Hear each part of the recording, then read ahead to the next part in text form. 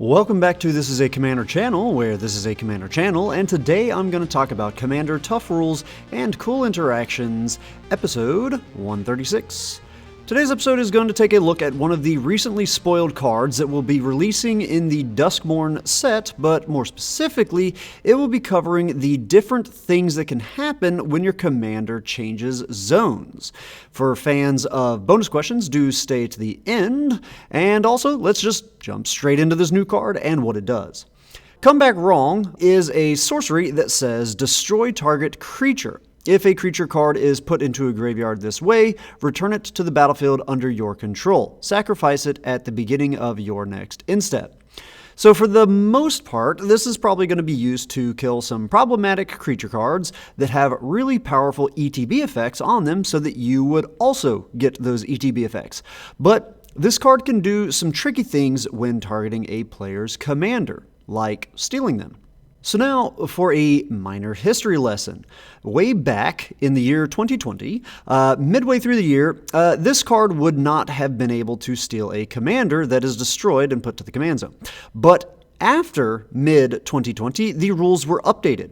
Before the change, anytime a commander changed to a new zone, there was a replacement effect that allowed for the controller or owner of the commander to send the commander to the command zone instead, replacing that. This shut-off dies triggers for a lot of commanders, and so they did a change to the zone change thingy, partially. In cases of commanders going to a hidden zone, like the hand or library, then this is still handled via a replacement effect, and this is defined in CR 903.9b, and was done so for cards like Chaos Warp to still function the way that they should when targeting a commander.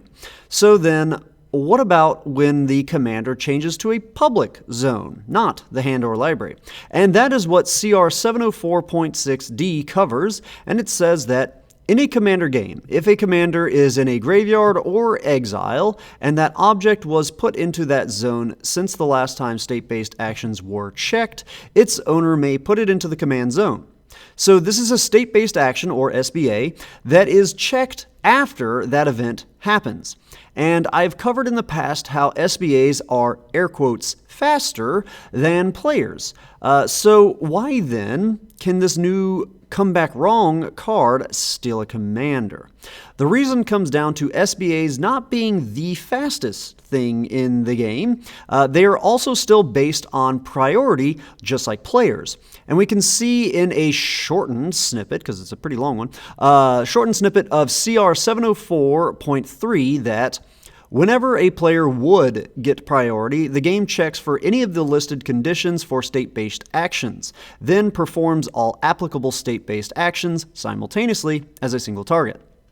And then there's a whole lot more to it. But importantly, this says whenever a player would get priority. So state-based actions are faster than the player, but not faster than priority. And no player gets a chance to receive priority during the resolution of a spell. When we look at the wording on Come Back Wrong, we can see that the actions of destroying the creature and bringing the creature back from the graveyard to the battlefield are all happening as part of that spell resolving. So the owner of the destroyed commander will never have a chance for state-based actions to ask them, hey, would you like to send your commander to the command zone and away from the graveyard?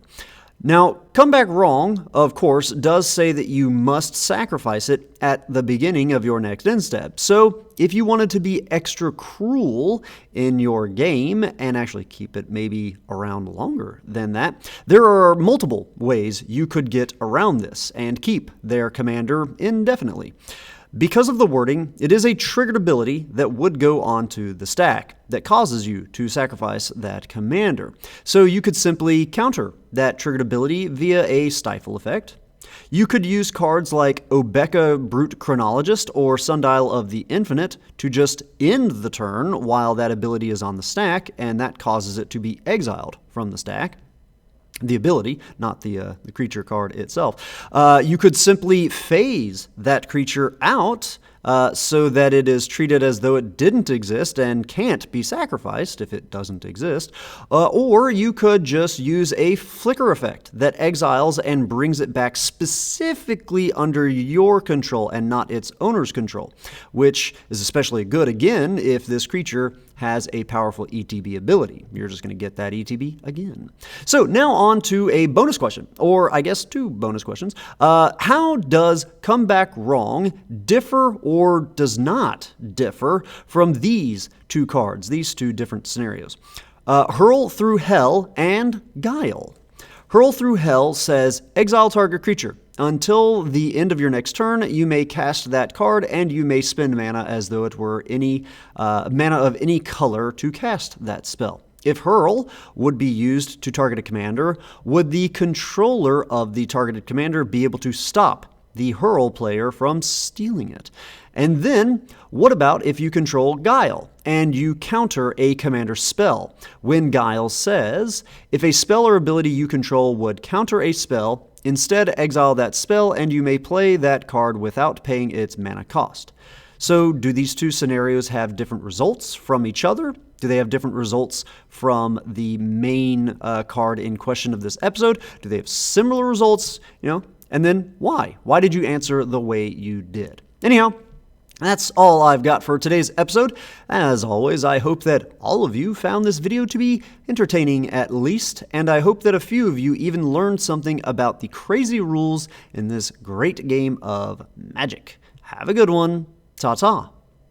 And for those of you sticking around, I don't know why I'm including this in the post-action report, but I had to re-record a ton of these things because I kept calling the card Came Back Wrong instead of Come Back Wrong, probably because I'm a big Nine Inch Nails fan and I love the song Came Back Haunted, and I kept wanting to also call the card Come Back Haunted or Came Back Haunted. I kept wanting to say that, and I had to re-record, redo that, and it was just a very hard habit to break. So yeah, you got 2, it's not really a history lesson like the other one, but 2 little bonus, whatever. All right, you guys have a good one. Ta-ta.